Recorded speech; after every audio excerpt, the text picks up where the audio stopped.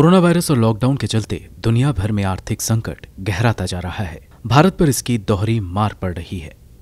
एक तरफ देश में बेरोजगारी बढ़ रही है तो दूसरी तरफ विदेशों में काम करके भारतीय अर्थव्यवस्था को मजबूत बनाने में योगदान देने वाले भी बेरोजगार होकर वापस आ रहे हैं।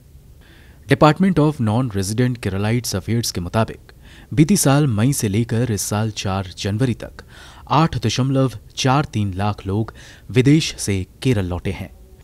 इनमें 5.52 लाख लोगों ने केरल वापस आने की वजह विदेश में रोजगार छिन जाना बताया है। पिछले 30 दिनों में ही 1.40 लाख लोग वापस लौटे हैं। देश में पहले ही अर्थव्यवस्था मुश्किल दौर से गुजर रही है। ऐसे में बाहर बसे भारतीयों के लौटने से उसे कैसे झटका लगेगा, इसे आंकड़ों से समझिए। लोकसभा में जारी आंकड़ों से पता चलता है कि रोजगार और घर परिवार चलाने के लिए 1.36 करोड़ भारतीय विदेशों में बस गए हैं। अकेले 7 इस्लामिक देशों यानी यूनाइटेड अरब अमीरात, सऊदी अरब, कुवैत, ओमान, कतर, बहरीन और मलेशिया में 83,72,333 भारतीय रह रहे हैं, जबकि America, United kingdom, Nepal, Singapore, Australia, Canada में 30,04,10 भारतीय हैं। साल 2019 में इन भारतीयों ने $83 बिलियन भारत भेजकर देश की अर्थव्यवस्था मजबूत की थी।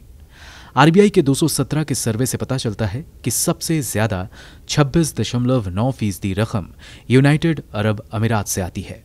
इसके बाद अमेरिका से 22.9%, सऊदी अरब से 11.6%, कतर से 6.5%, कुवैत से 5.5% और ओमान से 3% रकम भारत भेजी जाती है। इस तरह विदेश में बसे भारतीयों द्वारा भेजे जाने वाले कुल पैसे का लगभग 75% इन्हीं देशों से आता है। अगर अमेरिका को छोड़ दें तो इस आंकड़े में दर्ज बाकी मुल्क पूरी तरह कच्चे तेल के उत्पादन पर निर्भर है। कोरोना से थमी आर्थिक रफ्तार के चलते दुनिया में तेल की मांग कम हुई है, जिससे कच्चे तेल की कीमतें पाताल पहुंच गई हैं। जाहिर है, दौर आर्थिक मंदी का है तो विदेशी कामगारों की संख्या घटाने पर जोर दिया जा रहा है। मसलन अमीर देश कुवैत अपने यहां काम करने वाले प्रवासी कामगारों की तादाद 50% तक घटाने का प्रयास कर रहा है। 48 लाख की आबादी वाले कुवैत में करीब 34 लाख लोग प्रवासी कामगार हैं और इसमें 15 लाख भारतीय हैं। पिछले महीने ही कुवैती सरकार ने फैसला किया था कि शिक्षा मंत्रालय में काम करने वाले प्रवासी कर्मचारियों को नौकरी से निकालकर उनकी जगह कुवैती नागरिकों को काम पर रखा जाएगा। कुवैत 60 साल से ज्यादा उम्र के 68,000 विदेशी कर्मचारियों के लिए वर्क परमिट जनवरी 2021 में रिन्यू करने से पहले ही मना कर चुका है। इसकी गाज जिन पर गिरी है उनमें काफी संख्या में भारतीय हैं।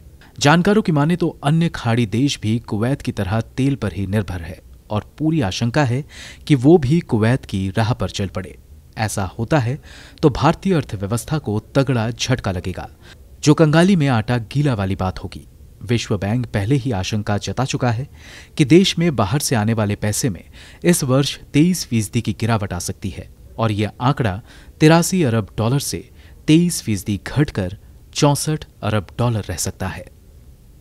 ब्यूरो रिपोर्ट, गो न्यूज।